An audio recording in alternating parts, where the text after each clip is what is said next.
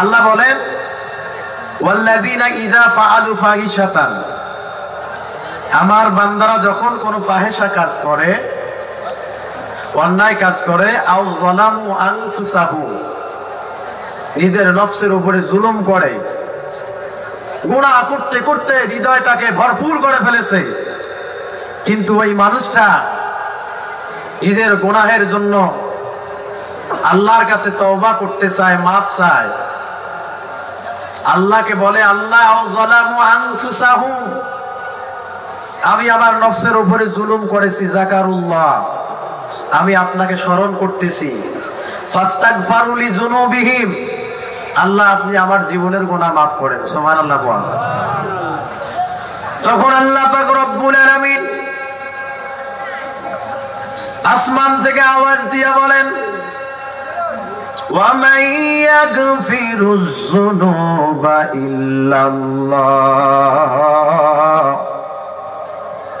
আমার বান্দা যখন নিজের গুনাহের জন্য আমি আল্লাহর কাছে মাফ চেয়েছে, আল্লাহ বলেন আমি আল্লাহ আমার বান্দার তামাম জিন্দেগীর জীবনের গুনাহগুলো মাফ করে দিয়েছি। ওয়ালাম ইউসিরু আলা মা ফাআলু ওয়া হুম ইয়ালামুন,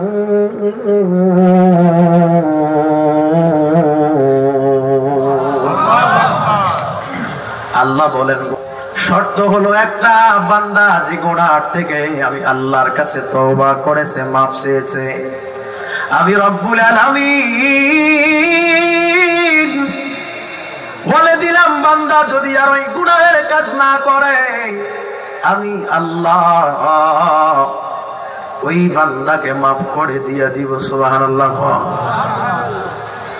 আমরা অনেক মানুষ শরীর স্বাস্থ্য ভালো আছে, দেহটা ভালো আছে, থাকার পরেও 5 ওয়াক্ত নামাজ আদায় করি না। অনেক মানুষের সুখ শান্তির অভাব নাই, আরামের বিছানায় সুন্দর করে ঘুমাতে পারে, টাকা পয়সার অভাব নাই, জায়গা জমির অভাব নাই, কিন্তু দেখবেন ফজরের সময় এলাকার গরিব মানুষটা মসজিদে এসে আল্লাহর সামনে ঠান্ডা অবস্থায় ওযু করে নামাজে দাঁড়িয়ে যায়। আল্লাহর নাফরমান বান্দা, টাকা পয়সা আছে, সুখ শান্তির অভাব নাই, সন্তানাদের অভাব নাই, সম্পদের অভাব নাই, আল্লাহর বান্দা আরামের বিছানায় ঘুমায়, ফজরের নামাজটাও জামাতে পড়ার মতো ক্ষমতা হয় না। আওয়াজ করে বলেন আছে না নাই? আল্লাহ বলেন বান্দা জীবনে কত গুনাহ করেছো, সমস্ত গুনাহের জন্য যদি আমি আল্লাহর কাছে মাফ চাও, আমি আল্লাহ দেরি করব না রে বান্দা, তোমার তামাম জিন্দেগীর জীবনের গুনাহ মাফ করব। শর্ত হলো একটা, তওবা করার পরে ওই গুনাহের কাজ করা যাবে না। আদেশ করেছেন তিনি, বলেন তিনি কে? আসুন আমরা যদি তওবা করি, আল্লাহর কাছে নিজের জীবনের গুনাহ মাফ চাই। আল্লাহ রাসূল বলেন আমার উম্মত যখন গুনাহের জন্য আল্লাহর কাছে তওবা করবে, মাফ চাবে, আমার আল্লাহ রব্বুল আলামিন নিজেই, জোরে বলেন কে? আল্লাহ। আওয়াজ করে বলেন না কে? আল্লাহ। আল্লাহ রব্বুল আলামিন নিজেই যে ব্যক্তি তওবা করবে, স্বয়ং আল্লাহ রব্বুল আলামিন ওই ব্যক্তিটাকে নিজেই 4টা পুরস্কার দান করে দিবেন, বলেন সুবহানাল্লাহ। আওয়াজ করে বলা যাবে কি পুরস্কার কয়টা? জোরে বলেন কয়টা? 4টা পুরস্কারের 1 নম্বর পুরস্কার পয়গম্বর তিনি বলেন আমার উম্মত যখন নিজের গুনাহের জন্য আল্লাহর কাছে তওবা করবে, মাফ চাবে, 1 নম্বর পুরস্কার আমার আল্লাহ যেটা দিবেন, আত-তাইবু হাবিবুল্লাহ, যে ব্যক্তি আল্লাহর কাছে তওবা করবে ওই ব্যক্তিটা সঙ্গে সঙ্গে আল্লাহর বন্ধু হয়ে যাবে। তওবা করলে একজনের বন্ধু হওয়া যায়, আওয়াজ হয় নাই, আওয়াজ দিয়া বলবেন তিনি কে? আপনাদের মসজিদের ইমাম সাহেব বা কোন হুজুরের মুখে শুনেছেন খলিলুল্লাহ মানে হলো বন্ধু, হাবিবুল্লাহ মানে হলো বন্ধু। মুফাসসিরিন ইকরাম এই হাবিবুল্লাহ আর খলিলুল্লাহ দুই নামের ব্যাখ্যা করেছেন মুফাসসিরিন ইকরাম বলেন যেমন ইব্রাহিম আলাইহিস সালাতু ওয়াস সালাম তার বয়স হয়ে গেল ৮৬ বছর, কোনো সন্তান নাই। আল্লাহর দরবারে ৮৬ বছর যাবত বিবাহ করার পরে আল্লাহর দরবারে কান্নাকাটি করেছেন, আল্লাহর কাছে দোয়া করেছেন, বলেছেন রব্বি হাবলি মিনাস সালিহিন। ও আল্লাহ, আপনি আমাকে নেককার সন্তান দান করে দেন। এতদিন দোয়া করেছেন, দোয়া কবুল হয় না। ইব্রাহিম আলাইহিস সালাতু ওয়াস সালাম দ্বিতীয় বিবাহ করলেন মা হাজেরাকে। কিছুদিন পরে সন্তান আসলো, নাম হলো ইসমাইল। আল্লাহ সংবাদ দিয়ে বললেন ফাবাশশারনাহু বিগুলামিন হালিম। আল্লাহ বলেন ইব্রাহিম, আমি তোমাকে একজন নেককার সন্তানের শুভ সংবাদ জানালাম। ও মা, ও যুবক ভাইরা, বাবাজিরা, সন্তানের জন্য কোনো পীরের দরবারে যাওয়া লাগবে না, কোনো হুজুরের পানি পড়া লাগবে না, কোনো মুফতি মাওলানার পানি পড়া লাগবে না। একজন সন্তান দেওয়ার মালিক আওয়াজ করে বলবেন তিনি কে? তবে একটা আমল শিখাইয়া দেয়, ইস্তিগফার করলে আল্লাহ ৫টা পুরস্কার দান করে দিবেন। ১ নাম্বার পুরস্কার জীবনের গুনাহ মাফ করবেন। ২য় নাম্বার পুরস্কার পয়গম্বর বলেন যার সন্তান নাই, ও মা যারা পর্দার আড়ালে আছে শোনো, যার সন্তান নাই হতাশা হবে না, আল্লাহর হুকুম পালন করা লাগবে। ৫ ওয়াক্ত নামাজ জামাতের সঙ্গে আউয়াল ওয়াক্ত আদায় করা লাগবে। আর বেশি বেশি করে যদি ইস্তিগফার আদায় করেন, আল্লাহর রাসূল বলেছেন তাকে সন্তান দিবেন যিনি, বলেন তিনি কে? সন্তানটার বয়স হয়ে গেল ৭ বছর। ইব্রাহিম আলাইহিস সালাতু ওয়াস সালামের সন্তান ইসমাঈলের বয়স হয়ে গেল ৭ বছর, মতান্তরে ১১ বছর বয়স। যখন সন্তান বড় হয়ে গেল, প্রত্যেকটা দিন স্বপ্নের মধ্যে দেখতে পায়, আল্লাহ বলে ইব্রাহিম তোমার প্রিয় বস্তু আমি আল্লাহর জন্য কোরবানি করে দাও। ইব্রাহিম আলাইহিস সালাতু ওয়াস সালাম আল্লাহর স্বপ্ন অনুযায়ী পরের দিন সকালবেলা স্বপ্নকে বাস্তবায়ন করার জন্য ১০০ উট বা দুম্বা কোরবানি করলেন। আবার দ্বিতীয় দিন রাতের মধ্যে স্বপ্ন দেখে, আল্লাহ বলে ইব্রাহিম তোমার প্রিয় বস্তু কোরবানি করো। পরের দিনও আবার উট বা দুম্বা কোরবানি করলেন। তৃতীয় দিনের মতো আবার একই স্বপ্ন দেখে। ইব্রাহিম আলাইহিস সালামের আর বুঝার বাকি নাই। ইব্রাহিম আলাইহিস সালাম চিন্তা করলেন আমার প্রিয় বস্তু, প্রিয় সন্তান ইসমাঈলকে বুঝি কোরবানি করা লাগবে। সুবহানাল্লাহ। আমি বুঝাচ্ছি খলিলুল্লাহ আর হাবিবুল্লাহর ব্যাখ্যা। ইব্রাহিম আলাইহিস সালাম ইসমাঈলকে ডাক দিয়া বললেন, ওয়ালা ইয়া বুনাইয়া ইন্নী আরা ফিল মানামি আন্নী আযবাহুকা ফানজুর মাযা তারা। ইব্রাহিম আলাইহিস সালাম বলল, সন্তান আমি রাতে স্বপ্নে দেখেছি তোমাকে কোরবানি করে ফেলেছি। সন্তান তুমি কি বলো? সন্তান তখন জবাব দিয়া বলল, ক্বালা ইয়া আবাতি ফাআলু মা তুমার সাতাজিদুনি ইনশাআল্লাহু মিনাস সাবিরিন। ইব্রাহিম আলাইহিস সালামকে সন্তান জবাব দিয়া বললেন, বাবা আল্লাহ আপনাকে যা আদেশ করেছেন আপনি তা কার্যকর করুন। সাতাজিদুনি ইনশাআল্লাহু মিনাস সাবিরিন। আল্লাহ চাহেন তো আমি ইসমাঈলকে আপনি ধৈর্যশীলদের অন্তর্ভুক্ত পাবেন।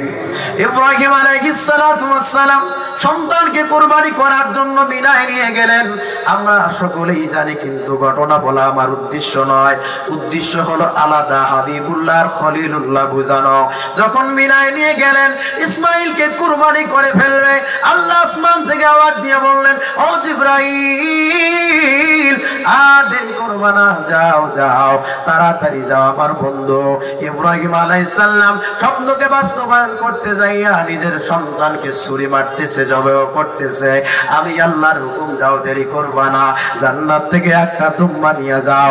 আমার বন্ধু ইব্রাহিম খলিলুল্লাহর সামনে থেকে সন্তান ইসমাইলকে সরাইয়া জান্নাতি দুম্বাটা ফেলায়া দাও। বলেন সুবহানাল্লাহ। তখন আল্লাহ জবাব দিয়া বলল, ও ইব্রাহিম, তুমি আজকে থেকে দুনিয়ার সাধারণ মানুষ নও, তুমি হলা খলিলুল্লাহ। ও ইব্রাহিম, তুমি হলা আমি আল্লাহর বন্ধু। মুসলমান খলিলুল্লাহ তাকে বলা হয় যে আল্লাহকে ভালোবাসে, সে হলো খলিলুল্লাহ। আর আল্লাহ যাকে ভালোবাসে সে হলো হাবিবুল্লাহ। এই জন্য তওবা করলে পরে ইব্রাহিম আলাইহিস সালাতু আসসালাম ছিলেন খলিলুল্লাহ। আল্লাহকে ভালোবাসার কারণে আমরা যদি তওবা করি, তাহলে পয়গম্বর আরবি রাহমাতুল লিল আলামিন বলেন, আল্লাহই তওবাকারীকে বন্ধু বানায়া নেবেন। আওয়াজ করে বলা যাবে কি সুবহানাল্লাহ? তাহলে এক নাম্বার পুরস্কার তওবা করলে আমাদেরকে বন্ধু বানাবেন তিনি। বলেন তিনি কে?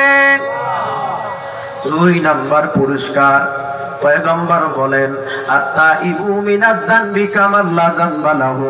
আমার যখন গুনাহগার উম্মত নিজের গুনাহের জন্য আল্লাহর কাছে তওবা করে মাফ চায়, পয়গম্বর বলেন একটা সন্তান দুনিয়ার মধ্যে ভূমিষ্ঠ হলে পরে ওই সন্তানটার জীবনে যেমনি ভাবে কোনো গুনাহ থাকে না।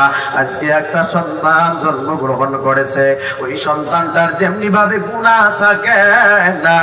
পয়গম্বর বলেন আমার উম্মত যখন নিজের গুনার জন্য আল্লাহর কাছে তওবা করবে, ওই মানুষটা সঙ্গে সঙ্গে নিষ্পাপ সন্তান বেগুনা মাসুম হয়ে যায়। আত্তাইবু মিনাজ যানবি কামান লা যানবা লাহু। পয়গম্বর বলেন যখন গুনাহ আমার উম্মত নিজের গুনাহের জন্য আল্লাহর কাছে তওবা করে মাফ চায়, সঙ্গে সঙ্গে আল্লাহ রাব্বুল আলামিন তওবাকারীর পিছনের তামাম জিন্দেগির জীবনের গুনাহ কাটা মাফ করে দিয়া তওবাকারীকে নিষ্পাপ বেগুনা মাসুম বানায়া দেন তিনি। আওয়াজ দিয়া বলবেন তিনি কে? এই জন্য বলবো হাজিরিন, আমরা ভুল করার কারণে যারা এতদিন নির্দোষ আলেম ওলামাদেরকে জেলখানায় বন্দী করে রেখেছি, আমরা নির্দোষ আলেম ওলামাদেরকে জেলখানায় রেখে আয়না ঘরে রেখে যে কষ্ট দিয়েছি, সম্মানিত হাজিরিন, কোরআনের মাহফিলগুলো বন্ধ করা হয়েছিল, নির্দোষ মানুষদেরকে দোষী বানানো হয়েছিল। এখনো সময় আছে, তওবা করে যদি তারা ইসলামের কাতারে শামিল না হয়, সামনে ইসলাম কায়েম হয়ে গেলে এমন অবস্থা দাঁড়িয়ে যাবে তারা ইঁদুরের গর্ত খুঁজে পাবেন। আওয়াজ করে বলেন ঠিক কিনা? অতএব হাজিরিন, আমাদেরকে ঐক্যবদ্ধ হওয়া লাগবে, সামনে কোরআনের পরিবেশ তৈরি করা লাগবে। আমরা আওয়ামী লীগ, বিএনপি, জাতীয় পার্টি অনেক দলের শাসন দেখেছি, একটিবারের জন্য আল্লাহর কোরআনের শাসনটা দেখতে চাই।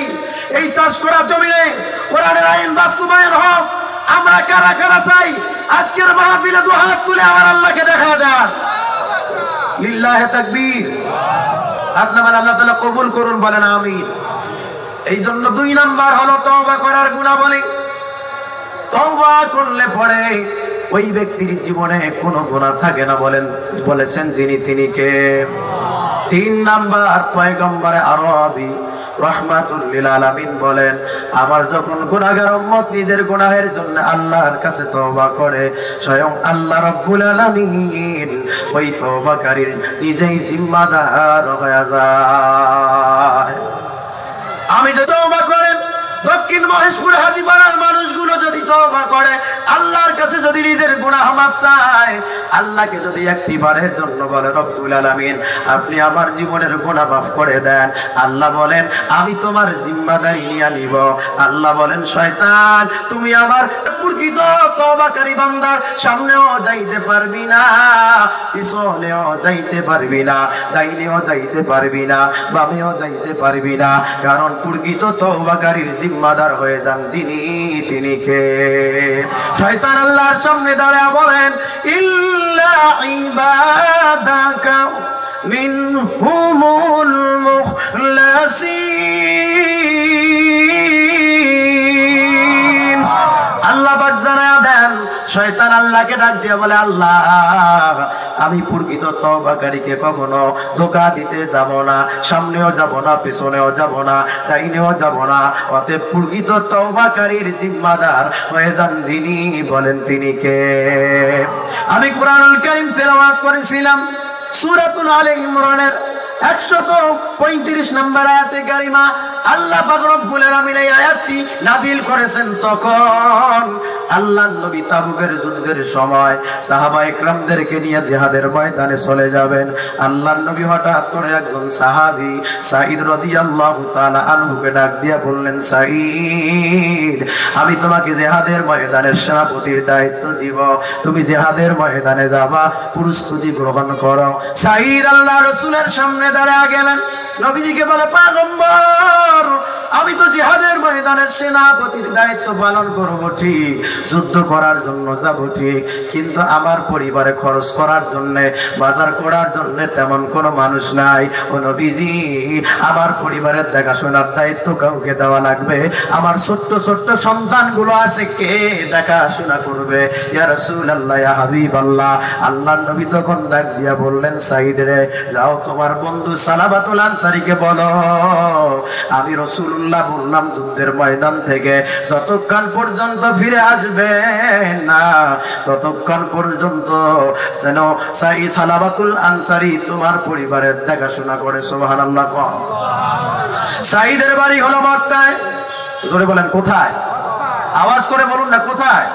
সাঈদের বাড়ি হলো মক্কায়, সালাবাতুল আনসারী রাদিয়াল্লাহু তাআলা আনহুর বাড়ি হলো মদিনায়। আল্লাহ রাসূলের সাহাবী সাঈদ রাদিয়াল্লাহু তাআলা আনহু তাবুকের যুদ্ধের ময়দানে চলে গেলেন যুদ্ধ করার জন্য। এইদিকে সাঈদের স্ত্রীর সন্তানের দেখাশোনা করেন, বাড়িতে থেকে বাজার করে নিয়ে আসেন, মদিনার বাজার থেকে জবের ডাঁটা আর গমের রুটি দিয়ে বেড়ায়। এই রকম করে যখন প্রত্যেকটা দিন বাজার করে দেয়, তার বন্ধুর স্ত্রী ঘর থেকে হঠাৎ করে ব্যাগ বের করে দেয়, বন্ধুর স্ত্রী বন্ধুকে দেয়, যে বলে যে বাজার থেকে এই খরচগুলো করে নিয়ে আসো। মুফাসসিরিন ইকরাম বলেন যখন একটু হাতটা বের করেছে পর্দার অন্তরাল থেকে, ওই হাতটা বের করার সঙ্গে সঙ্গে আল্লাহ রাসূলের সাহাবী সালাবাতুল আনসারী দেখতে পায় ওই হাতটার মধ্যে নূর চমকাচ্ছিল, নূর চমকাচ্ছিল। হাতটা দেখে সালাবাতুল আনসারী বড় আসক্ত হয়ে গেছে, প্রেমে পড়ে গেছে।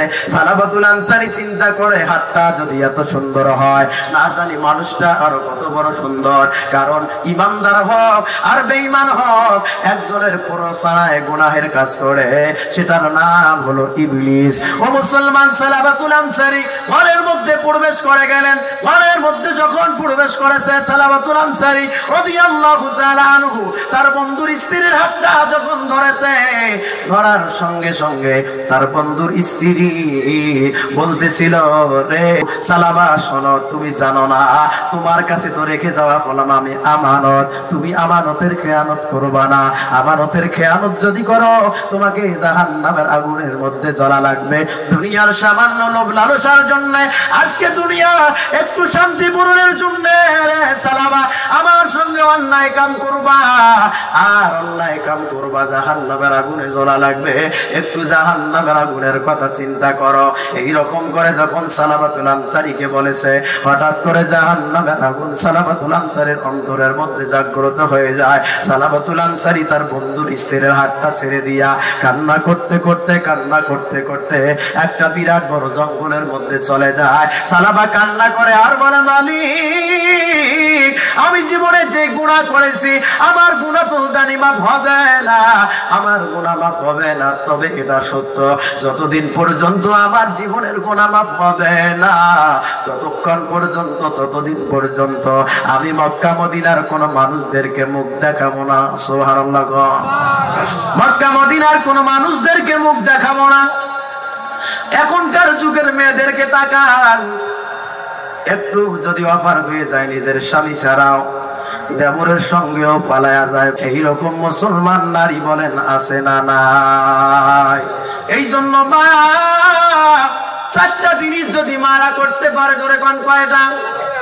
এক নম্বরে 5 ওয়াক্ত নামাজ, মসজিদে আজান হবে, আজান শেষ আউয়াল ওয়াক্ত নামাজ আদায় করবে। 2 নম্বরে রমজানুল মুবারক মাসে রোজা থাকবে। 3 নম্বরে স্বামীর খেদমত করবে। 4 নম্বরে খাস পর্দা করবে, লজ্জা স্থানের হেফাজত করবে। এই 4টা কাজ করলে জান্নাত দিবেন যিনি, বলেন তিনি কে? সালাবাতুল আনসারী জঙ্গলের মধ্যে গেলেন, যাইয়া কান্না করে রব্বুল আলামিনের দরবারে আল্লাহকে বলে, মালিক আমি যে গুনাহ করেছি, আমার গুনাহ যতক্ষণ মাফ হবে না ততক্ষণ পর্যন্ত আমি মদিনায় ফিরে যাব না। আল্লাহ আপনি আমার জীবনের গুনাহ মাফ করবেন নি। সাহাবা একরাম জিহাদের ময়দান থেকে চলে এসেছে, তাবুকের যুদ্ধ শেষ হয়ে গেছে, যুদ্ধ করে বাড়িতে ফিরেছে। সাঈদ যখন তার নিজের ঘরে গিয়েছে, স্ত্রীকে বলেছে, স্ত্রী আমার বন্ধু তোমাদের সঙ্গে কেমন আচরণ করেছে, ঠিকঠাক করেছে কি করে নাই? এই কথা যখন বলেছে, বন্ধু সাঈদের স্ত্রী ডাক দিয়া বলে, স্বামী আপনি জানেন না, আপনি যাকে আমানতদারিতা দিয়ে গেলেন সে ঘরে ঢুকেছিল অন্যায় করার জন্য, কিন্তু করে নাই। হাতটা যখন ধরেছিল আমি বলেছিলাম আল্লাহর জাহান্নামের আগুনকে ভয় করো। এই কথা বলার সঙ্গে সঙ্গে তোমার বন্ধু সালাবা ঘর থেকে বেরে কোথায় জানি বের হয়ে চলে গেছে। আল্লাহর নবীর সাহাবী সাঈদ তিনি কিছু মনে করলেন না, ঘর থেকে বের হয় নিজের বন্ধুকে খুঁজতে লাগলেন। ও মুসলমান, ওই সালাবাতুল আনসারী যে ব্যক্তিটা জঙ্গলের মধ্যে কান্না করে, তার একটা মেয়ে ছিল, মেয়েটার নাম হলো খামসানা। এই খামসানা তিনি তার বন্ধু সাঈদের সহ, খামসানা নিজের মেয়ে আর বন্ধু সালাবাতুল আনসারীকে খুঁজতে লাগলো, খুঁজতে লাগলো, খুঁজতে লাগলো। খুঁজতে খুঁজতে খুঁজতে খুঁজতে হঠাৎ করে একটা বড় অঞ্চলের মধ্যে চলে গেল। সালাবাতুল আনসারীর বন্ধু সাঈদ, মক্কায় কোনো মানুষ নাই, ফাঁকা বড় জায়গা, বড় উদ্যান, পাহাড়ি অঞ্চল। ওই জায়গার মধ্যে সাঈদ রাদিয়াল্লাহু তাআলা আনহু এক ব্যক্তিকে দেখতে পেলেন, উট চড়াচ্ছে, দুম্বা চড়াচ্ছে। ওই ব্যক্তিটাকে জিজ্ঞাসা করলেন, ও ভাই আপনি কি সালাবাতুল আনসারী নামে কোন মানুষকে চিনেন? বলে, না না চিনি না, তবে আমি বলতে পারি আমরা এলাকার মানুষ রাত্রি যখন গভীর হয়ে যায় এই একটা মানুষকে দেখতে পাই গভীর জঙ্গলের মধ্যে, আল্লাহর কাছে গফুরুর রহিম, গফুরুর রহিম নামে চিল্লায় আর আল্লাহ দরবারে কান্নাকাটি করে। আল্লাহ বলেন, আস্তাগফিরুল্লাহ ইন্নাল্লাহা কানা গফুরুর রহিমা।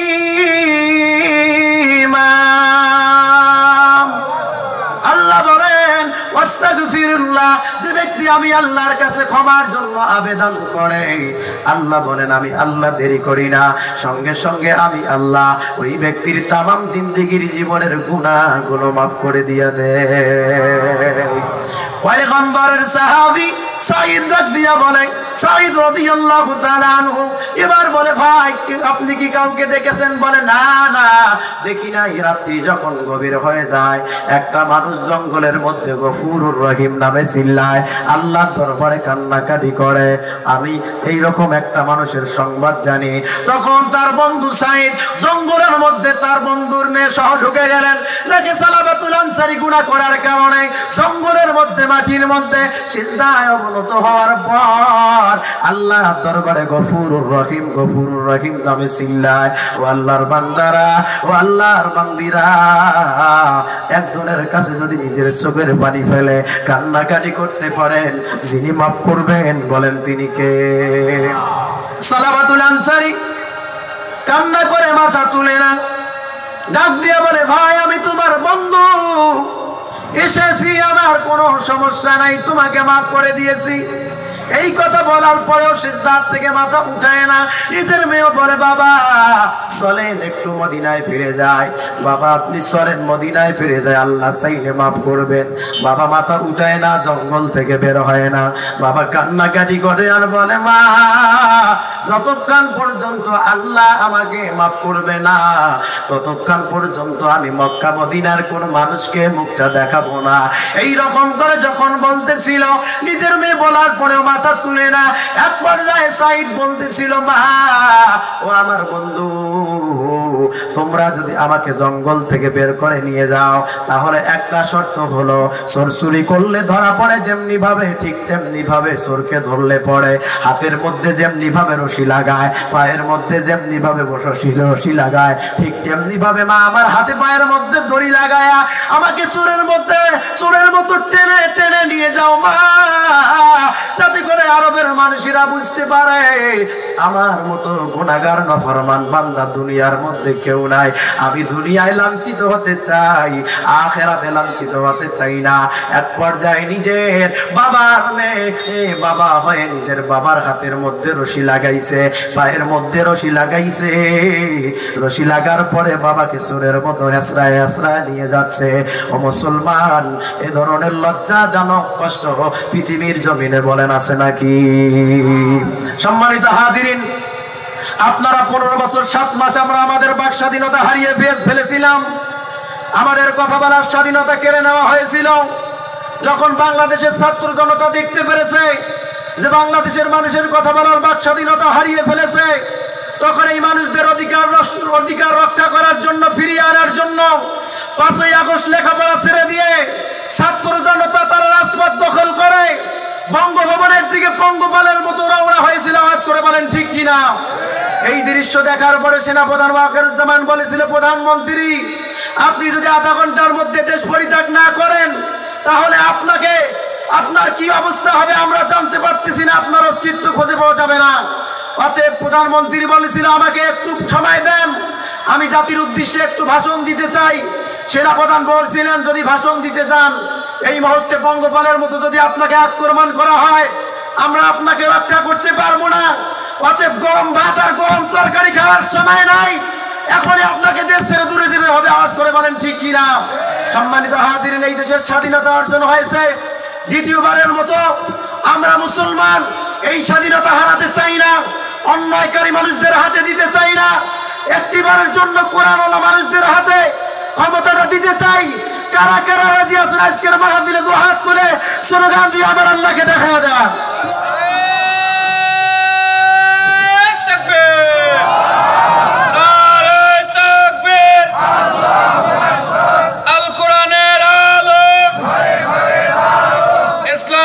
শত্রুরা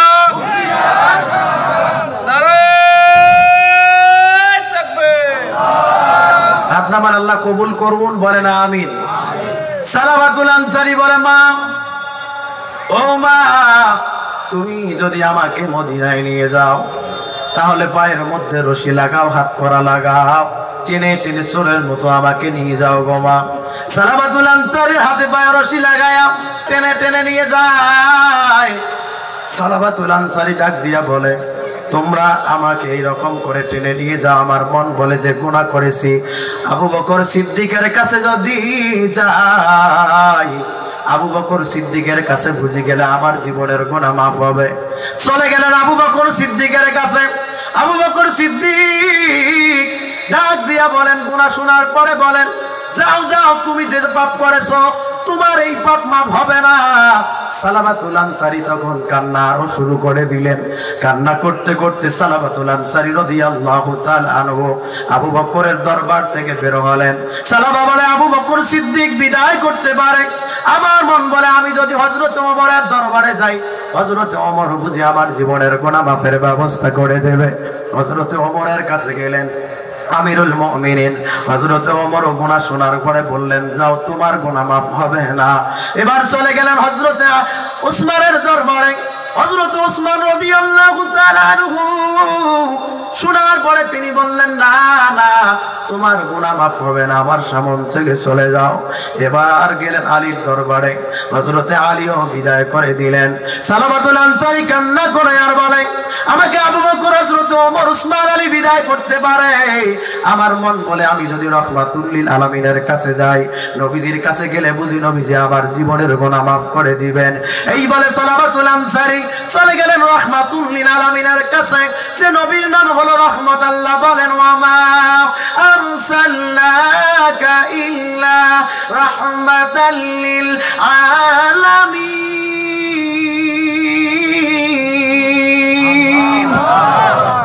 আল্লাহ বলেন, নবীজি আপনি তামাম দুনিয়ার মানুষ তো দূরের কথা, একটা পিপিলিকা মাখলুকদের জন্য হলা রহমত। বলেন সুবহানাল্লাহ। পয়গম্বরের কাছে চলে গেলেন, নবীজির কাছে যাইয়া বলেন, নবীজি আমাকে আবু বকর বিদায় করেছে, হযরত ওমর বিদায় করেছে, হযরত ওসমান বিদায় করেছে, হযরত আলী বিদায় করেছে, নবীজি আপনি আমার জীবনের গুনাহ মাফের ব্যবস্থা করে দিবেন নি? আল্লাহর নবী বলেন, কি গুনাহ করেছো? বলে, নবীজি এই রকম গুনাহ করেছি। আল্লাহর নবী নিজেই এই গুনাহ শোনার পরে বললেন, ও সালামা, যাও যাও, তাড়াতাড়ি যাও, তুমি যে গুনাহ করেছো তোমার গুনাহ মাফ হবে না। সালামাকে এই কথা যখন বললো, সালামা বলে, আমাকে আবু বকর, ওমর, ওসমান, আলী বিদায় করেছে, আখিরি জামানার পয়গম্বর রাহমাতুল লিল আলামিন বিদায় করেছে, এই মুখটা আর আমি কাকে দেখাবো? আমার তো দুনিয়ায় থেকে কোনো লাভ হবে না। আমার আগের মতো ওই জঙ্গলের মধ্যে চলে গেছে, আবার আল্লাহর দরবারে কান্নাকাটি শুরু করে দিয়েছে। আল্লাহর আরশে আজিমের মধ্যে কথাটা পৌঁছে গেছে। আল্লাহর বড় দয়া লাগছে, আল্লাহ বান্দার প্রতি বড় দয়া করেছেন। আল্লাহ বলেন, জিবরাইল যাও যাও, আমার বন্ধু রাহমাতুল লিল আলামিনকে বলো, এই দুনিয়ার মধ্যে যত মাখলুক বানাইছি, এই মাখলুক গুলোর মালিককে? আওয়াজ করে বলেন, কে? আল্লাহ বলেন, জিবরাইল বলো, দুনিয়ায় যত মাখলুক বানাইছি, এই মাখলুক গুলোর মালিক বলেন কে? এই রকম করে নবীজিকে যখন বলেছে, নবীজি বলে, জিবরাইল এই মাখলুক গুলোর মালিক তো হলো আল্লাহ। তখন আল্লাহ ডাক দিয়া বলেন, জিবরাইল আমার বন্ধুকে বলো, সবকিছুর মালিক যদি আমি আল্লাহ হই, বান্দাও তো বানাইছি আমি। লিমা খালাকতু বিয়াদাইয়া, খুব যত্ন করে দু হাত দ্বারা বান্দারে বানাইছি। আল্লাহ বলেন, জিবরাইল যে মানুষটাকে বিদায় করে দিয়েছে, ওই মানুষটাকে আমি আল্লাহ রব্বুল আলামিন মাফ করে দিয়েছি। সুবহানাল্লাহ। কন্যা ও মুসলমান, মুসা আলাইহিস সালাতু ওয়াস সালাম আল্লাহর সঙ্গে কথা বলার জন্য তুর পাহাড়ে চলে গেলেন।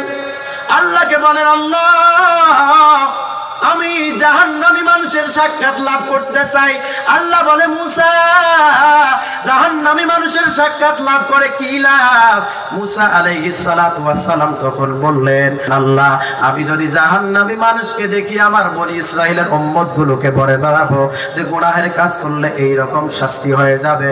আল্লাহ বলে, না না, কি গুনাহ করার কারণে আমার বান্দাগুলোকে দিব জাহান্নাম দিব, সেটা জানার পরে মানুষকে বলবা, এটা বড় লজ্জার বিষয় না।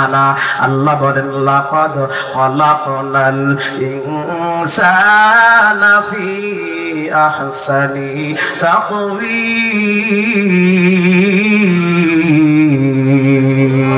আল্লাহ বলেন, মানুষকে সুন্দর করে বানাইছি।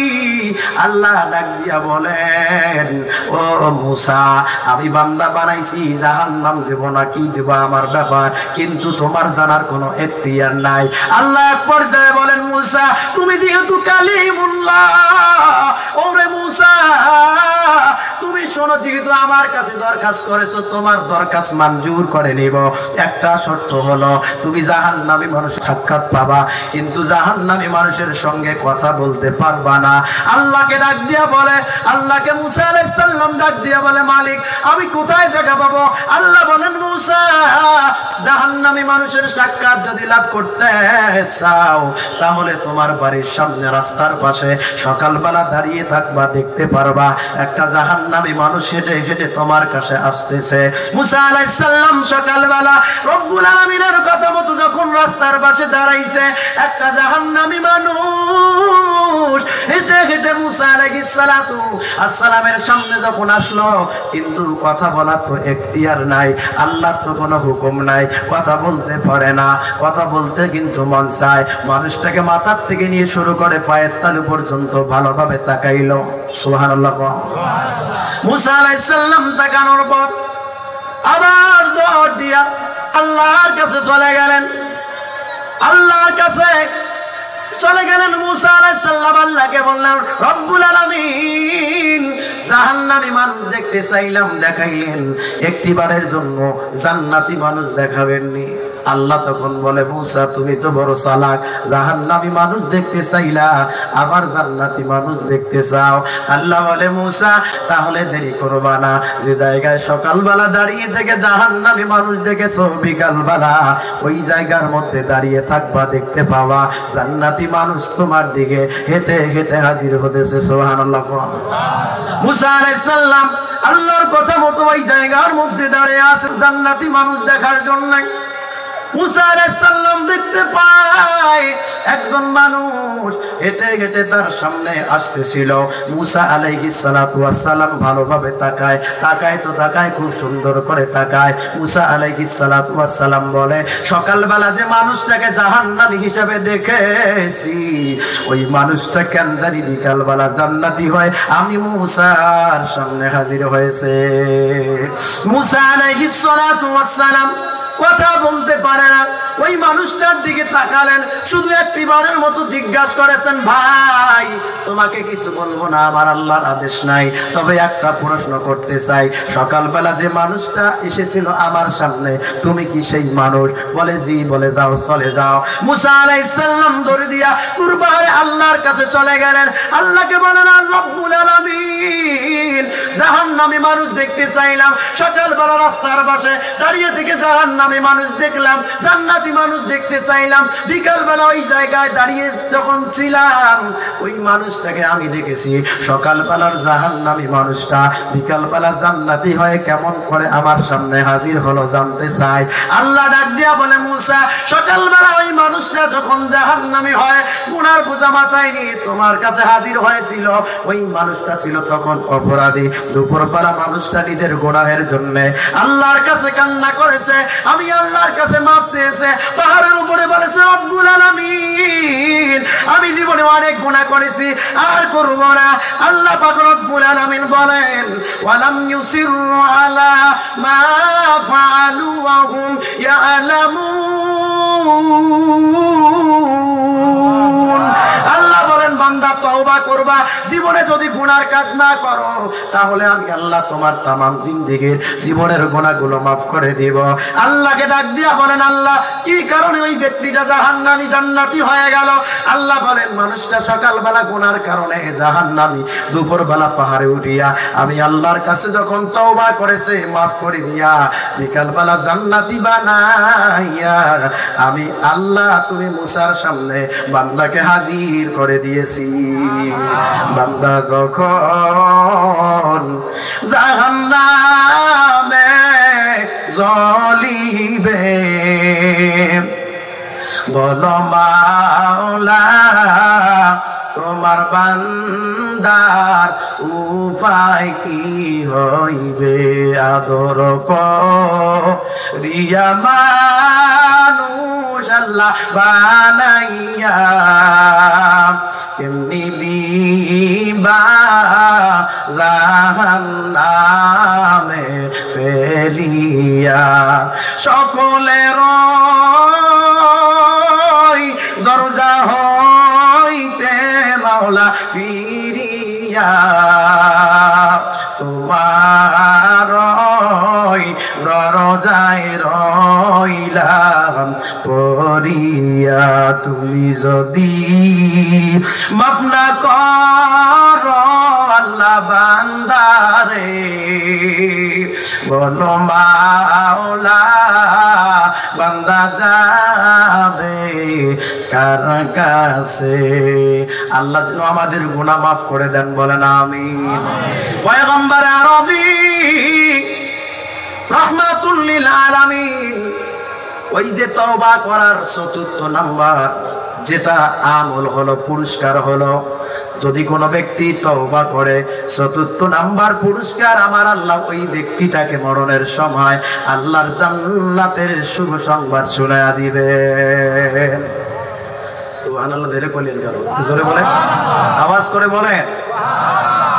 রব্বানা লাকাল হামদ হামদান কাসীরান তাইয়িবান মুবারাকান ফীহি।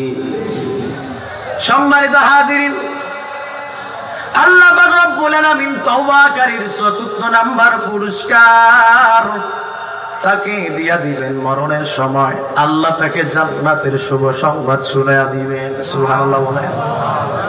কেমন শুভ সংবাদ শোনায়া দিবেন? যদি কোনো ব্যক্তির তওবা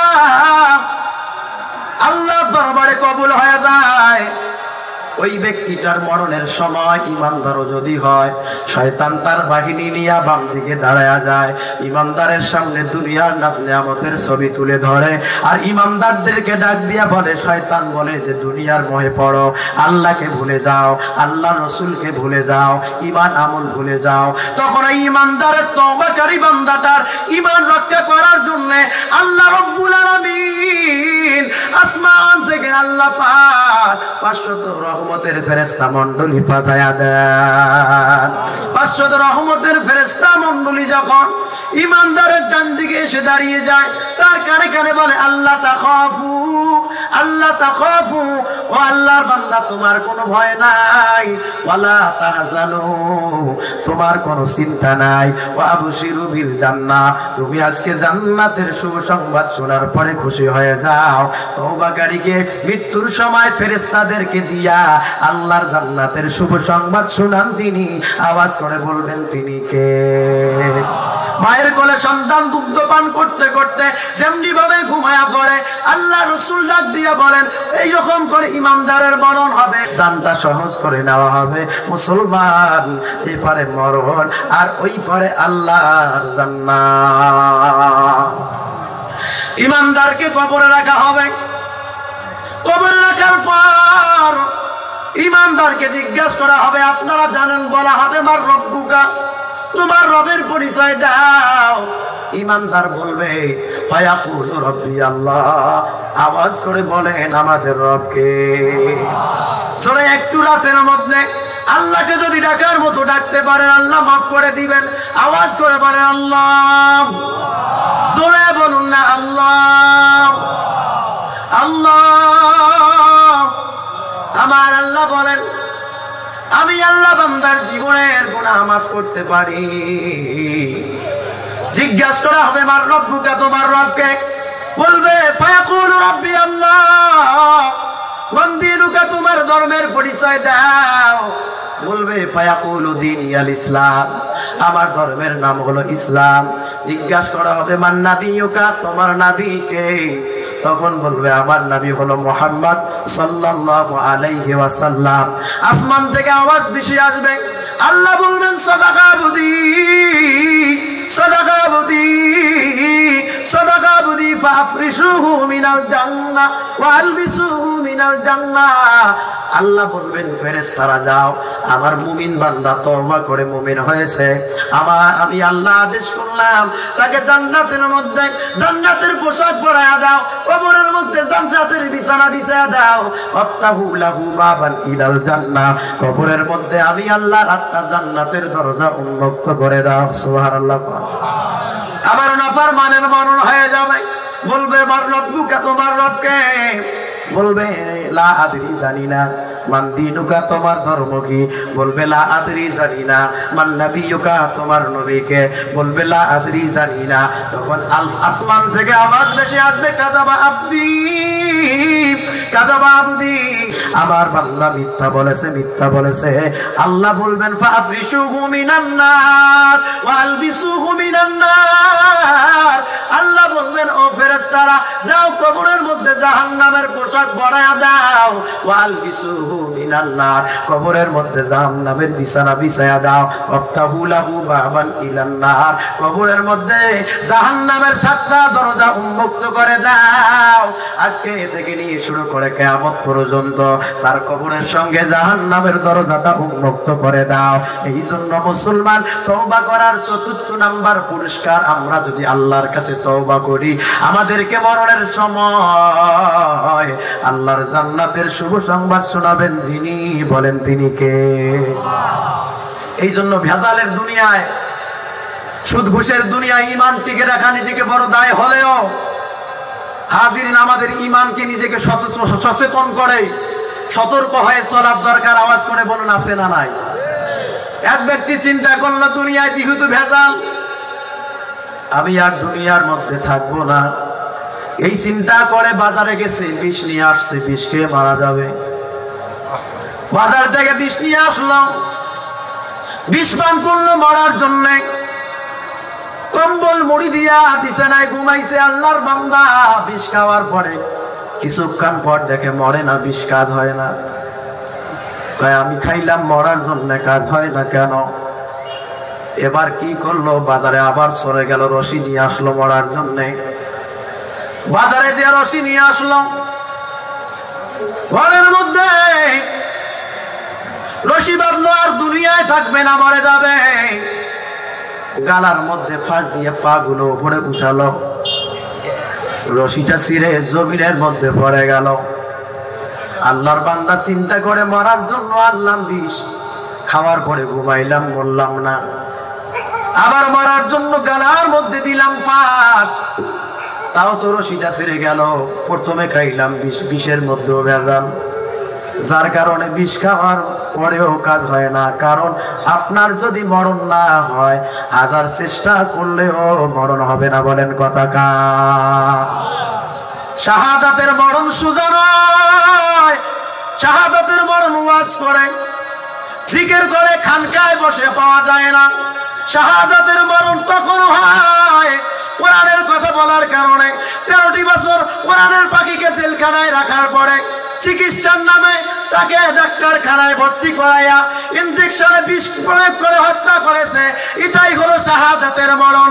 এই শাহাদাতের দল যারা করে, শাহাদাতের তামান্না যারা করে, এটা হলো আসল আলেম, এটা হলো আসল মুফতি, এটা হলো আসল পীর। যেটা শাহাদাতের তামান্না করে, যেটার মধ্যে বাধা আসে না, এটা পীর হতে পারে না, এটা আলেম হতে পারে না, এটা শাহাদাতের মরণ হতে পারে না, বলেন কথা কার? এই জন্য হাজিরিন বলে, মরার জন্য খাইলাম বিষ, কিন্তু বিষ খাওয়ার পরে তো আমার মরণ হয় না। এবার বিষের মধ্যেও ভেজাল, রশি নিয়ে আসলাম, রশির মধ্যেও ভেজাল। এবার চিন্তা করছে, আমি বিষও খাবো না, রশিও পরবো না। এবার আমি রাস্তার মধ্যে বিশ্ব রোডে যাব, যাওয়ার পরে শুয়ে থাকবো, গাড়ি আমাকে ডলা দিয়ে যাবে। যুবক পা সোজা করে শুইছে মরার জন্য। জোরে কোন কিসের জন্য? আর এক যুবক এসে বলে, ভাই শুইছো কেন? তাই মরার জন্য বিষ খাইছি, মরি নাই। বিষের মধ্যেও ভেজাল, মরার জন্য গালার মধ্যে ফাঁস দিয়েছি, ফাঁসটা দেওয়ার পরেও মরণ হয় নাই, রশি ছিঁড়ে গেছে, রশির মধ্যেও ভেজাল। এখন বিশ্ব রোডে মরার জন্য আসছি। তখন ওই যুবক ডাক দিয়া বলে, ভাই আপনি মরবার চাইলেও মরা হবে না, কারণ 10 দিন থেকে হরতাল, রাস্তায় গাড়ি চলে না। সম্মানিত হাজিরিন, এই জন্য কার ঈমান কেমন এটা মাপার কোনো প্রয়োজন হয় না। কারণ আল্লাহ মানুষকে, আপনার মানুষের সম্পর্কে আপনাকে জিজ্ঞাসা করা হবে না, শুধু আপনার সম্পর্কে আপনাকে জিজ্ঞাসা করা হবে। অতএব যে চালাক হবে, মানুষের গীবত করবে না, মানুষকে নিয়ে চিন্তা করবে না, নিজেই চিন্তা করবে আর বলবে, আল্লাহ এখন যদি মরে যাই, জান্নাতে যাব না জাহান্নামে যাব। এই চিন্তা যেটা করে, যে ব্যক্তিটা করে, এটাকেই বলা হয় প্রকৃত মুমিন। বলেছেন যিনি, বলেন তিনি কে? আল্লাহর বান্দারা, ওই যে জঙ্গলের মধ্যে যুবকটা যাইয়া আল্লাহর দরবারে কান্নাকাটি করে, দ্বিতীয়বারের মতো তাকে বিদায় করে দিল। ওই জঙ্গলের মধ্যে আবার যখন দ্বিতীয়বারের মতো চলে গেছে, যুবক আল্লাহর দরবারে কান্না করে, বলে, আল্লাহ সবাই বিদায় করেছে, আপনি আমাকে মাফ করে দেন। আল্লাহ বলেন, জিব্রাইল আমার বন্ধুকে জানায়া দেন, এই পৃথিবীর মধ্যে যত মাখলুক বানাইছি, সব মাখলুকের মালিক আমি আল্লাহ না নবী? নবীজির কাছে জিবরাইল আসলো, জিবরাইল বলে নবীজি আল্লাহ জানতে চায় এই মাখলুকগুলোর মালিক আপনি নবী না আল্লাহ? নবীজি বলে সব কিছুর মালিক তো হলো আল্লাহ। আওয়াজ করে বলেন আমাদের মালিক, সম্পদের মালিক, দুনিয়ার মালিক, বাংলাদেশের মালিক, তাম দুনিয়ার মালিক যিনি, একবারে সকলেই সমস্যরে আওয়াজ দিয়ে বলবেন তিনি কে? আরো জোরে বলুন কে? এবার বলে আল্লাহ।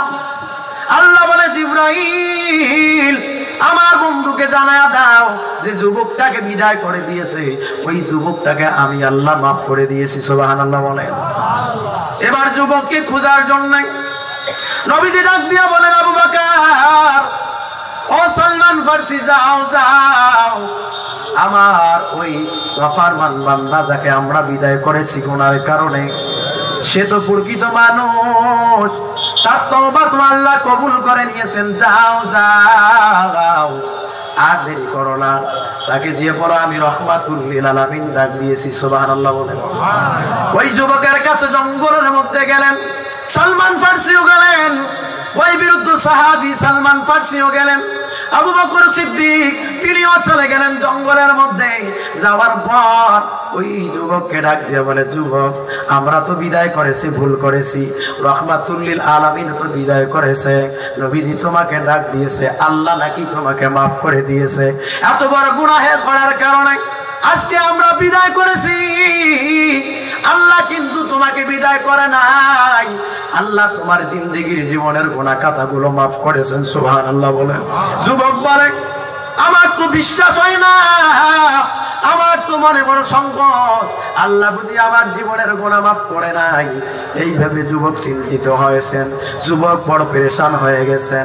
এক পর্যায়ে যুবক সালামাতুল আনসারী, হযরত সালমান ফারসি, আবু বকর সিদ্দিক সহ মসজিদে নববীর দিকে দৌড়াতে শুরু করলেন। হঠাৎ করে ফজরের আযান হয়ে গেল।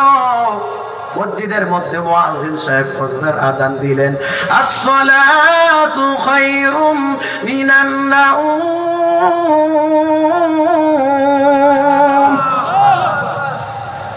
ঘুমের চেয়ে নামাজ ভালো। জোরে বলেন ঘুমের চেয়ে কি ভালো? ঘুমের চেয়ে নামাজ ভালো। আর তুমি ঘুমায়ও না, ঠিক মতো পড়িলে নামাজ জান্নাত তোমার ঠিকানা। আমার প্রাণের ভাই বোনেরা জলদি করে উঠে যাও, উযু করে তাড়াতাড়ি নামাজ পড়তে লেগে যাও। আহা নবী বেনামাজির শাফাআত পার করিবেন না, ঠিক মতো পড়িলে নামাজ জান্নাত তোমার ঠিকানা। একটুখানি নেকের তরে রোজ হাসরের মাঠেতে বাবা ঘুরবে ছেলের পিছে, ছেলে বাবার আগেতে। আহারাত এমন কঠিন দিনেতে, আহারাত এমন কঠিন দিনেতে আল্লাহ কিন্তু ছাড়বে না, ঠিক মতো পড়িলে নামাজ জান্নাত তোমার ঠিকানা। আওয়াজ করে বলা যাবে কি সুবহানাল্লাহ? ফজরের আযান হয়ে গেল মসজিদে নববীতে। মুয়াজ্জিন সাহেব আযান দিয়া দিলেন। কিছুক্ষণ পর মসজিদে নববীতে ফজরের জামাত অনুষ্ঠিত হবে। আল্লাহর নবীর ইমামতিতে সাহাবায়ে কেরাম নবীজির পিছনে দাঁড়ায় গিয়েছেন। নবীজির পিছনে মুখটা দিয়ে সেজে নামাজ আদায় করতেছেন রাহমাতুল লিল আলামিন ইমাম। সুবহানাল্লাহ বলেন। রাহমাতুল লিল আলামিন মদিনাওয়ালা নবী পয়গম্বর মসজিদে নববীর ইমাম। আমরা হলাম বাংলাদেশের মসজিদের ইমাম। ওই ইমাম আর এই ইমাম যদিও পার্থক্য হয়, আল্লাহ বলেন ইন্নামা ইয়াখশাল্লাহ মিন ইবাদিহিল উলামা। সূরাতুল ফাতিরের মধ্যে আল্লাহ বলেন প্রকৃতপক্ষে দুনিয়ার মধ্যে আমি আল্লাহকে সবচেয়ে বেশি ভয় করে উলামাগণ, জ্ঞানীগণ, আলেমগণ। তারা আমি আল্লাহকে বেশি বেশি করে ভয় করে, আমি আল্লাহকে বেশি বেশি করে মানে। আলেমের কথা কোরআনুল কারীমের মধ্যে এসেছে। এই আলেমদের যারা বিরোধিতা করে, এই আলেমদের বিপক্ষে যারা চলে, এই আলেমদের উপরে যারা নির্যাতন করে, এই আলেমদেরকে যারা জেলখানে আবদ্ধ করে রাখে, এরা নামতে আসতে মুসলমান, এরা আবু জাহেলের উত্তর ছুরি আওয়াজ করে, কোন ঠিক কিনা? আল্লাহ নবীর পিছনে নামাজ পড়তেছেন সাহাবায়ে কেরাম। আল্লাহ নবী নামাজ পড়াচ্ছিলেন, আল্লাহ নবী নামাজের মধ্যে তেলাওয়াত করতেছিলেন, আলহাকুমুত তাকাসুর হাত্তা যুরতুমুল মাকাবির কাল্লা সাওফা তা'লামুন সুম্মা কাল্লা সাওফা তা'লামুন কাল্লা লাউ তা'লামুনা ইলমাল ইয়াকিন লাতারাউন্নাল জাহিম সুম্মা লাতারাউন্নাহা আইনাল ইয়াকিন সুম্মা লাতুসআলুন্না ইয়াওমা ইযিন আনিন নাঈম।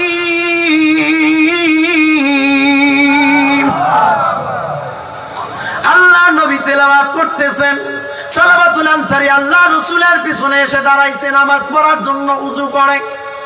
আল্লাহ নবীর মুখে তেলাওয়াত শোনার পর সালাবাতুল আনসারী আল্লাহু আকবার বলে চিৎকার দিয়া বেহুশ হয়ে জমিনের মধ্যে পড়ে গেছে।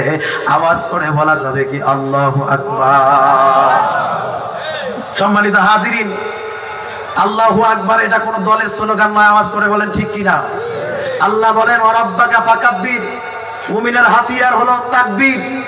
আল্লাহ রাসূল ইয়ারমুকের যুদ্ধের সময় সাহাবা একরামদেরকে বলেছিলেন, তোমরা কি আছো একাই কাফেরের চতুর্দিক দিয়ে ঘুরবা আর নারাই তাকবীর আল্লাহু আকবারের স্লোগান দিবা? তখন খালিদ বিন ওয়ালিদ আল্লাহ রাসূলের সামনে দাঁড়িয়ে গিয়ে বলেছিলেন, পয়গম্বর, আমি খালিদ বিন ওয়ালিদের বুকে শক্তি আছে, আমাকে যদি অনুমতি দেন নারাই তাকবীর আল্লাহু আকবার স্লোগান দিব। যুদ্ধ শুরু হয়ে গেছে। খালিদ বিন ওয়ালিদ লিল্লাহি তাকবীর আল্লাহু আকবারের স্লোগান দিয়েছেন। এই স্লোগানের কারণে ৬০,০০০-এর অধিক কাফের এক চুল পরিমাণ পা সামনের দিকে পালাতে পারে নাই। বলেন না সুবহানাল্লাহ।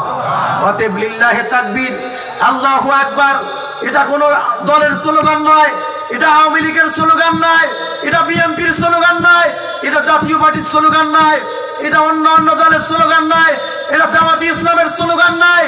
এই লিল্লাহি তাকবীর স্লোগান হলো মুসলমানদের স্লোগান, আল্লাহর কোরআনের স্লোগান। আওয়াজ করে বলেন ঠিক কিনা?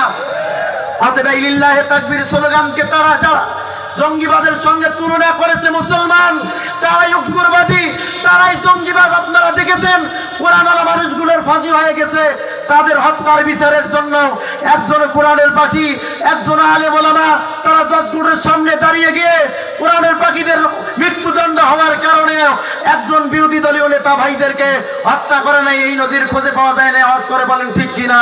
আজ থেকে এক সপ্তাহ আগে চট্টগ্রামের জমিনের মধ্যে ভাই আমার সাইফুল নামে এক অ্যাডভোকেটকে ইসকনের হিন্দুরা একটা সংগঠন নাম দিয়ে তার উপরে জুলুম করে গলা কেটে যেভাবে হত্যা করেছে, ইসলাম অমুসলিমদের যে অধিকার দিয়েছে পৃথিবীর কোন ধর্ম সেই অধিকার দেয় নাই। এই দেশে অমুসলিম যে শান্তি পাবে, কোরআনের রাজ কায়েম হয়ে গেলে অন্য ধর্মরা তারা কায়েম হলে সেই শান্তি খুঁজে পাবে না। ও মুসলমান, সাইফুল ভাইকে ইসকন সংগঠন বাংলাদেশে প্রতিষ্ঠিত হয়ে গলা কেটে হত্যা করে তারা এই জমিনের মধ্যে দাদার আর রামের আইন বাস্তবায়ন করতে চায়। মুসলমান, আমাদের ইমানি চেতনা থেকে জাগ্রত হতে হবে। এই ইসকনকে ডাক্তার ইউনূসের কাছে আমাদের দাবি, ইমানি দাবি, বাংলাদেশের ১৬ কোটি মুসলমানের দাবি, ডাক্তার ইউনূসের কাছে আমাদের দাবি থাকবে। এই ইউনূসের কাছে এইটাই দাবি থাকবে, এই ইসকন নামের জঙ্গিবাদী উগ্রবাদী হিন্দু সংগঠনকে বাংলাদেশ থেকে নিষিদ্ধ গ্রহণ করতে হবে, নিষিদ্ধ করতে হবে। মুসলমান কারা কারা রাজি আছেন আজকের মাহফিলে তো হাত তুলে আমার আল্লাহকে দেখায় দেয়। লিল্লাহি তাকবীর। আল্লাহ কবুল করুন, বলেন আমিন। এই জন্য হাজিরিন, এদেশে অমুসলিমও থাকুক মুসলিমও থাকুক, এটাই আমরা চাই। আওয়াজ করে বলেন ঠিক কিনা? তারাও তো আমাদের ভাই, আমরা তো তাদের উপরে কখনো আমরা অত্যাচার করতে যাই নাই, জুলুম করতে যাই নাই, কিন্তু তারা আমাদের ভাই। সাইফুলকে মারার অধিকার পাইল কোথায়? যারা স্বৈরাচারী এই দেশে নির্যাতন করার পরে দেশ থেকে দূরে চলে গেছে, তাদেরকে খুশি করার জন্য যদি হয় তাহলে তাদের ইসলাম বাংলাদেশ থেকে হবে না। লিল্লাহি তাকবীর আল্লাহু আকবার স্লোগান থেকে জমিন থেকে তাদেরকে উৎখাত করতে হবে। মুসলমান, আওয়াজ করে বলেন ঠিক কিনা? অতএব সম্মানিত হাজিরিন, আমরা আমাদের ঈমানি চেতনা থেকে প্রস্তুত থাকবো ইনশাআল্লাহ। আল্লাহ রাসূল মসজিদে নববীতে নামাজ শুরু করে দিলেন, ফজরের নামাজ পড়াচ্ছেন। সালাবাতুল আনসারী আল্লাহু আকবার বলে জমিনের মধ্যে শীত হয়ে পড়ে গেলেন। আল্লাহর নবী দ্রুত নামাজ শেষ করলেন। আল্লাহ নবী দ্রুত নামাজ শেষ করার পরে সাহাবায়ে কেরামদেরকে বললেন, সাহাবীরা রে, নামাজের মধ্যে আমি একটা কান্না শুনতে পেলাম। হঠাৎ করে কে জানি একটা বড় চিৎকার দিয়ে পড়ে গেল। সাহাবীরা বলেন, নবীজি, আমরা আপনার সাহাবী সালাবাতুল আনসারীকে যে আমরা বিদায় করেছিলাম, সেই সালাবাতুল আনসারী মসজিদে নববীতে আসছে, ফজরের নামাজ পড়তেছে আপনার পিছনে। হঠাৎ করে আপনার মুখের তেলাওয়াত শোনার পরে সালাবাতুল আনসারী বেহুশ হয়ে জমিনের মধ্যে পড়ে গেছে। আল্লাহর নবী বলেন, একটু হুঁশ ফেরার ব্যবস্থা করো। সাহাবায়ে কেরাম তার হুঁশ ফেরার জন্য ব্যবস্থা যখন করে নিল, কিছুতেই সালাবাতুল আনসারীর হুঁশ ফিরে না। এক পর্যায়ে দেখতে পেল সালাবাতুল আনসারী ইন্তেকাল করেছে, মৃত্যুবরণ করেছে।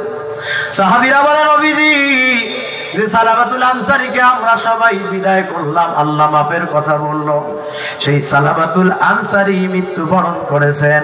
ইন্না লিল্লাহি ওয়া ইন্না ইলাইহি রাজিউন। আল্লাহ বলেন, বান্দা, আমি আল্লাহর নিকট থেকে আসছো, আবার আমি আল্লাহর নিকটে ফিরিয়ে যাবা। সালাবাতুল আনসারী, আল্লাহ রাসূল বললেন তার গোসলের ব্যবস্থা করো। তার গোসলের ব্যবস্থা করা হলো। সাহাবায়ে কেরাম বলেন, সালাবাতুল আনসারী রাদিয়াল্লাহু তাআলা আনহু, তিনার লাশটা খাটলির মধ্যে উঠানো হলো। তার লাশটা কাঁধের মধ্যে নিয়ে তার জানাজার নামাজ শুরু হয়ে গেল। সালাবাতুল আনসারীর জানাজার নামাজ পড়লেন আল্লাহর নবী ইমাম হয়ে। সালাবাতুল আনসারীর লাশের সামনে দাঁড়ায়া আল্লাহর নবী জানাজার নামাজের ইমামতি করলেন।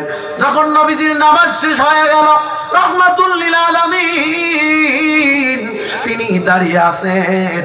হযরত ওমর বলেন, সালাবার লাশ দাফন করার জন্য সাহাবায়ে কেরাম যখন লাশটা কাঁধে নিয়ে দাফন করার জন্য কবরস্থানের দিকে রওনা হয়ে গেছে, হযরত ওমর বলেন, আমি লক্ষ্য করে দেখি আল্লাহর নবী লাশের পিছনে পিছনে ছোট ছোট পায়ে হাঁটে, কিন্তু সকল সাহাবী মাটির মধ্যে পা দিয়ে হাঁটে। কিন্তু রাহমাতুল লিল আলামিন তার দুইটা পায়ের বৃদ্ধ আঙ্গুলের উপরে ভর করে হাঁটতেছে। বলেন সুবহানাল্লাহ। হযরত ওমর জিজ্ঞাসা করেন, ইয়া রাসূলুল্লাহ, সমস্ত সাহাবী মাটিতে পা রেখে হাঁটতেছে, নবী আপনি কেন সালাবার লাশের পিছনে যান? আপনার বৃদ্ধ আঙ্গুলের উপরে ভর করে হাঁটেন, আপনার পা মাটির মধ্যে রাখেন না কেন? পয়গম্বর ডাক দিয়া বলে, ওমর শোনো, আমি নবী, তুমি নবী না। আমি যা দেখি তুমি তা দেখতে পাও না, আমি যা শুনি তুমি তা শুনতে পাও না রে ওমর। ওমর, আমি নবী লক্ষ্য করে দেখি যে সালাবার গুনাহের কারণে আমরা বিদায় দিয়েছি, সেই সালাবার উপরে আল্লাহ এমন খুশি হয়েছে, সালাবার জানাজায় এত রহমতের ফেরেশতা নিযুক্ত করেছেন, আমি নবী যে পা রাখবো, পা রাখার মতো কোনো জায়গা খুঁজে পাই না। সুবহানাল্লাহ বলেন।